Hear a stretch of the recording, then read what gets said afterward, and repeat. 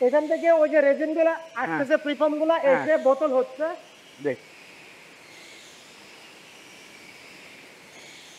এগুলা যাচ্ছে, এগুলা গিয়ে বোতল হচ্ছে। ওই যে স্যার বোতল, খালি বোতল, হ্যাঁ এই যে খালি বোতল বের হয়ে যাচ্ছে, তারপর স্যার ফিলিং মেশিনে চলে যাবে। এই যে স্যার এইটা ওখানে ঢালবে, এখান থেকে কনভেয়ারের উপরে উঠবে, ওই মলজার দিয়ে গিয়ে ওখানে চলে যাবে। এর মধ্যে যদি কোনো ডাস্ট বা অন্য কিছু থাকে তাহলে ডিডাস্টিং সিস্টেম আছে, ক্লিনিং সিস্টেম আছে, বা যদি কোনো রিজেকশন থাকে, হাঁটা দাগ এই সেই, এগুলোকে রিজেক্ট করার ব্যবস্থা আছে অটোমেটিক। রিজেক্ট করে এগুলা আবার তৈরি করা হয়, এগুলো আবার রিসাইকেলে চলে যাবে। এটা ব্লো করে এটা হচ্ছে ডাইস আছে, এটাই বলছি। মোল্ড আছে। এখান থেকে কয়েকটা ট্রান্সফার হুইলে এটা চলে যাচ্ছে ফিলিং মেশিন। ওইটা হলো ফিলিং মেশিন, ওইটা হলো ফিলিং মেশিন। এই যে খালি বোতল ঢুকতেছে, ভরা বোতল বেরোচ্ছে, বের হয়ে এখানে আবার ক্যাপিং হয়ে যাচ্ছে। এই যে ক্যাপটা, এই ক্যাপটা লেগে যাচ্ছে একটু উপরে, তারপরে কন্টামিনেশনের আর কোনো সুযোগ নাই। কিন্তু ওই যে স্যার বোতলগুলো এসে ক্যাপিং হয়ে এদিকে বের হয়ে যাচ্ছে। মাঝে মাঝে এয়ার বাবল কিন্তু দেখা যাচ্ছে। যখন আস্তে আস্তে এয়ার বাবল গুলো সেটেল হবে তখন একদম ক্লিয়ার। ঠিক আছে স্যার, আবার লেভেলিং হবে। লেভেলিং এর এখানে আমাদের প্রিন্ট হচ্ছে, বোতলের এমআরপি, ব্যাচ কোডিং এগুলো প্রিন্ট হচ্ছে।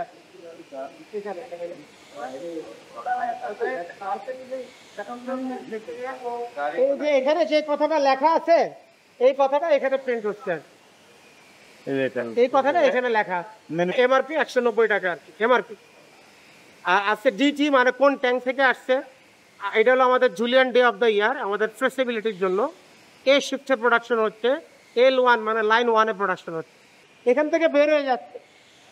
এই যে চেকিং হলো, তেল বললো, যদি কোনো ওয়েটে কম বেশি হয়, এটা হলো রিজেকশন, অটো রিজেক্ট করে দিবে, এটা অটোতে চলে যাবে। এটা কিন্তু শেষ হয়ে যাচ্ছে, ওইটা রেডি আছে। তো যে এখানে লেভেল ছাড়া বোতলগুলো ঢুকে লেভেল হয়ে বের হয়ে যাচ্ছে। খুব হট টানে, এটা অনেক গরম। এদিক দিয়ে গিয়ে মুখটার ভিতরে ওইটাকে মেল্ট করে ইয়ে করে দিচ্ছে, টাইট করে দিচ্ছে, ল্যামিনেট করে দিচ্ছে। এরপর এখান থেকে এই যে প্রোডাক্টটা বের হয়ে যাচ্ছে। এই যে লেভেল লাগলো, ক্যাপসুল আগে লেভেল ছিল না, কিন্তু এখানে লেভেল লাগলো, হয়ে গেল, ক্যাপসুলও হয়ে গেল। ক্যাপসুল ছিল না। এইবার আমাদের ম্যাট্রিক্স অনুযায়ী, কার্টুনের ম্যাট্রিক্স, মানে আমরা কত বাই কত ম্যাট্রিক্স এটা সাজাবো, মানে কত বাই কত কার্টুনের ভিতরে যাবে। আচ্ছা, এটা হয়ে ওই দিক দিয়ে ঘুরে এখানে আসলো। আচ্ছা, এখানে যখন ম্যাট্রিক্সটা হয়ে গেল, তারপর ওইখান থেকে সে রোবট নিয়ে কার্টুনে ভরতেছে।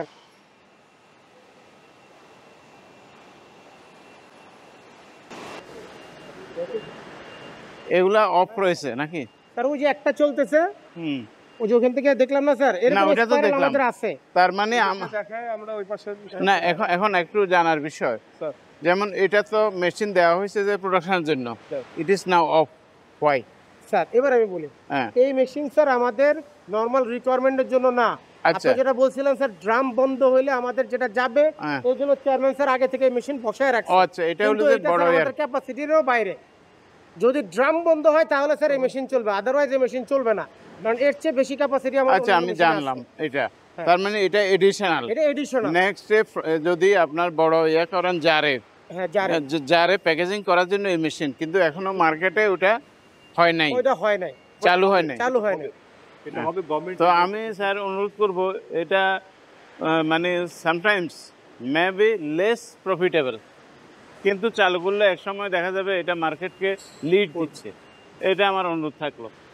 আমাদের ক্রুড আর কি, এটাকে আমাদের পরিশোধিত করতে হবে আর কি। হ্যাঁ, এই ক্রুডের মধ্যে যে ইম্পিউরিটিস গুলো আছে সেগুলো সরানো হলো আমাদের অবজেক্টিভ। আর ইম্পিউরিটিস গুলোকে আমরা 3টা স্টেজে এখানে সরাই। একটা হলো ফ্রি ফ্যাটি অ্যাসিড, আরেকটা হলো তেলের মধ্যে যে গ্রাম থাকে সেইটা, একটা ব্যাড কালার দেখা যাচ্ছে সেটাকে সরাবো, আর একটা ব্যাড অর্ডার আছে সে অর্ডারটাকে সরাবো। এটা হলো আমাদের রিফাইনিং এর অবজেক্টিভ। আচ্ছা, তো প্রথম স্টেজে আমরা এখানে ফসফরিক অ্যাসিড দিব, যে ক্যানগুলো স্যার আপনি নিচে দেখলেন। ফসফরিক অ্যাসিডটা হলো গামটাকে সরানোর জন্য।